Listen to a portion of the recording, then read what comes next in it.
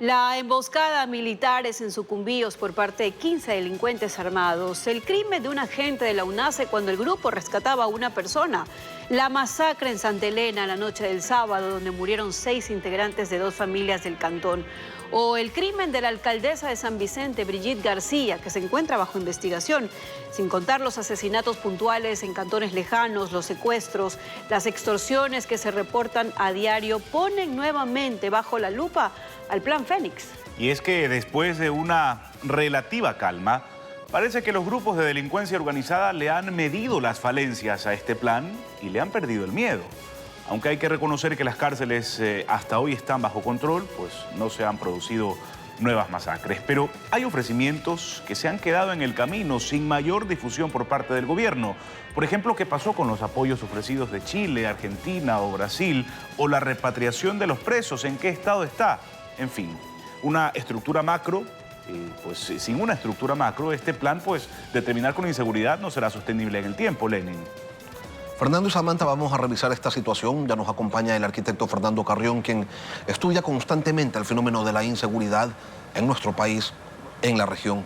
Arquitecto, buenos días, bienvenido a Contacto Directo. Buenos días, Lenin, un saludo cordial. El llamado Plan Fénix, de lo que se ha podido observar, vino acompañado de cambios o de una depuración, si se quiere, de las cúpulas de la fuerza pública, de un estado de excepción que militarizó las cárceles y que incrementó la presencia de policías y militares en algunos de los puntos más violentos del país. Y esto permite pues que aparezcan dos preguntas, arquitecto Carrión.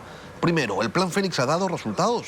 Y segundo, ¿tiene este plan alguna incidencia en el normal desenvolvimiento de lo que se entiende como democracia? A ver, yo lo que diría es que es difícil hacer una evaluación del Plan Fénix porque hasta ahora no lo conocemos. Entonces uno podría decir que sí, que ha tenido efectos interesantes, pero también podríamos decir todo lo contrario, porque no hay un punto de partida a partir del cual uno pueda decir esto está inscrito en el plan, estos son los objetivos, estas son las metas, por aquí vamos a caminar. Entonces queda un poco vacía esa discusión. Lo que sí se ve es que desde lo que ocurrió a principios de este año, el fin de semana del 7-8 de enero, con la fuga de dos de los cabecillas más significativos, el uno de los choneros de Guayaquil, Fito, y el otro Colón Pico de Riobamba, de Los Lobos, pues ahí se desató un nivel de violencia muy fuerte, que el epicentro fue el sistema carcelario. Y entonces eso condujo a que el presidente tome la primera decisión de un estado de excepción, es decir, una medida muy similar a la que tuvo el presidente Lasso en sus 28 meses de acción. Pero no fue suficiente. Entonces tuvo que tomar una segunda medida 2-3 días después con esta declaración de conflicto armado interno. Y eso hizo que, sin duda, la violencia baje. Probablemente, por un lado, porque las propias estructuras criminales de estas 22 que fueron definidas como terroristas decidieron bajar un poco su presión, porque enfrentarse al Estado es una cosa muy complicada. Pero después de eso, lo que hemos visto en esta última semana, en este fin de semana, es un incremento bastante significativo de los hechos de violencia que ustedes los acaban de relatar justamente en la nota anterior.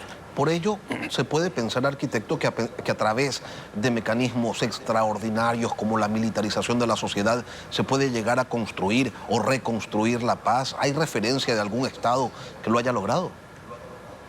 Lo que se conoce muy claramente es que este tipo de acciones tienen efectos de corto plazo. En el mediano y en el largo plazo, pues si no se producen los cambios estructurales, la situación vuelve a estabilizarse en el mismo contexto, en las mismas características de lo que tenía la violencia.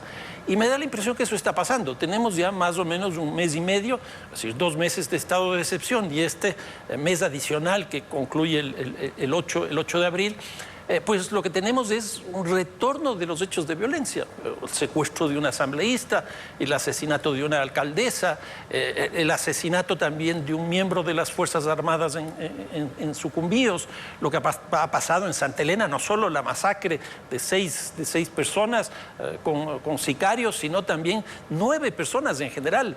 Y lo que se ha visto es, que es muy interesante, es que si bien ha bajado de alguna manera la tasa de homicidios, ha subido significativamente más bien la que tiene que ver con secuestros y la que tiene que ver también con extorsiones. Esta violencia, este repunte de la violencia en el contexto de un conflicto armado interno, ¿no termina siendo relativizado y se lo puede llegar a encasillar incluso como los costos de la guerra? Pues yo creo que sí, ¿no? Las guerras tienen también idas y venidas, ¿no? En ciertos momentos hay triunfos del un lado y hay triunfos del otro.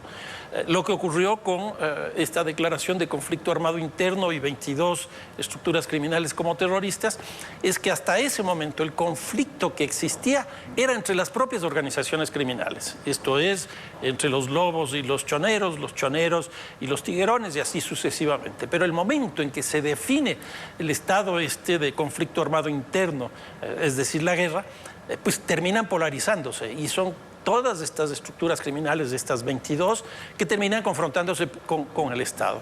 Y eso me da la impresión que empieza a desgastarse este rato y cada una de estas empieza a aparecer con su propia lógica. ¿Y por qué esto, Lenin? Porque me parece que aquí hay que tener en cuenta que estas organizaciones criminales tienen 50.000 personas inscritas a sus estructuras criminales. Y eso hay que sostenerlo económicamente. Es el mayor generador Entonces, de empleo del país. Es así, en blanco y negro. Exactamente, Lenin. Entonces, eso hay que sostener. ¿Cómo se sostiene eso? Se le ha golpeado más por el lado del narcotráfico, es decir, los ingresos que provienen del narcotráfico, y tiene que salir a buscar otros, y que ya no obedecen a las estructuras criminales absolutamente jerarquizadas, sino que empiezan cada uno por su lado. Y eso es el tema de vacunas y eso es el tema de secuestros, porque eso les da réditos económicos de una forma relativamente rápida y fácil. Con los militares en las cárceles, las matanzas efectivamente pararon, hasta ahora al menos, pero ¿se trata de un apaciguamiento o de un cambio formal, arquitecto Carrión? Además, una cosa adicional en función a lo que usted acaba de señalar. El descontrol de las cárceles permitía pues, a las mafias operar desde adentro y auspiciar u ordenar la violencia. Hoy, con las cárceles controladas, bueno, pues los beneficiarios del exterior de estas organizaciones delictivas tienen que buscar otra cosa que hacer, algo más con qué financiarse, con qué sobrevivir, por llamarlo de alguna manera. O sea, el control también genera un efecto de violencia. No, sin duda. Y aquí yo veo dos hechos interesantes, positivos. Me parece que esta presencia de las Fuerzas Armadas en las 18 cárceles donde han intervenido, que son las más grandes, las más importantes, ha producido dos efectos interesantes. Uno, se rompió ese vínculo del adentro con el afuera. Ustedes recordarán, cada vez que entraba la policía, las Fuerzas Armadas, pues lo que nosotros teníamos eran coches bombas, sicariatos, unidades de policía comunitarias incendiadas, etcétera, etcétera. Pues durante este último tiempo no hemos tenido nada. ¿Y por qué? Porque se logró incautar teléfonos celulares, computadoras, romper los cables, etcétera, etcétera. Se rompió, en otras palabras, el adentro y el afuera. Y en segundo lugar, que también me parece que es una cosa muy clara, es que dentro del sistema carcelario lo que existía es un mercado perfecto que generaba más recursos que fuera. En otras palabras, había más recursos dentro de la cárcel que los presupuestos que el Estado había establecido para los mismos. A mí me parece que la presencia de las Fuerzas Armadas lo que hizo fue eliminar ese mercado, con lo cual los recursos económicos se contrajeron para estos grupos criminales y eso ha impedido también que haya corrupción. Ahora, Lenin, esto se acaba el 8 de abril. Se le entregará las Fuerzas Armadas al SNAI. ¿Qué se ha hecho en estos 3 meses de declaración de estado de excepción para revisar el SNAI? Yo soy de la tesis de que este es el momento para que se elimine esa lógica del SNAI que no sirve, me parece, nos ha mostrado que es absolutamente ineficiente y que se necesita construir otra institucionalidad. En otras palabras, funcionará 3 meses, pero cuando se le entrega al SNAI volveremos a la misma situación. Una política de corto plazo. Ok, entonces, cambiar al SNAI o eliminar el SNAI y crear una nueva institucionalidad que se caracterice por qué tipo de manejo. Yo creo que aquí 2 cosas. Uno, en general el sistema carcelario tiene como función principal que se cumplan las penas, que se cumpla el castigo que esté establecido en el sistema legal de cualquier país. Pero ¿qué es lo que hemos visto en general en las cárceles ecuatorianas y en general en las cárceles de América Latina?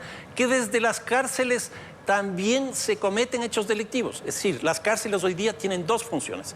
Por eso creo yo que el SNAI o la nueva institución que debería crearse, a mi entender, debería estar inscrita dentro del Ministerio del Interior, no crear otro ministerio, dentro del Ministerio del Interior, para que haya políticas de seguridad por un lado y por otro lado políticas penales.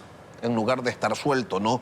Hoy, hasta el día de hoy, si pasa algo con las cárceles, el Ministerio del Interior dice, eso no me compete, ellos son el SNAI. Y el SNAI, entonces, ¿a quién responde? No está claro, a nadie le ha interesado aclarar, la verdad, ese asunto, ni siquiera al actual gobierno. Ahora, en las calles, arquitecto, continúan, sin embargo, los secuestros, las extorsiones, los sicariatos están otra vez a la orden del día. ¿Y qué explicación tiene que lo que tuvo una consecuencia en un primer momento, me refiero al estado de excepción, a la presencia de militares, hoy esté perdiendo efectividad? Esta recuperación de la actividad violenta, de la actividad criminal, ¿a qué responde? ¿A qué lógica?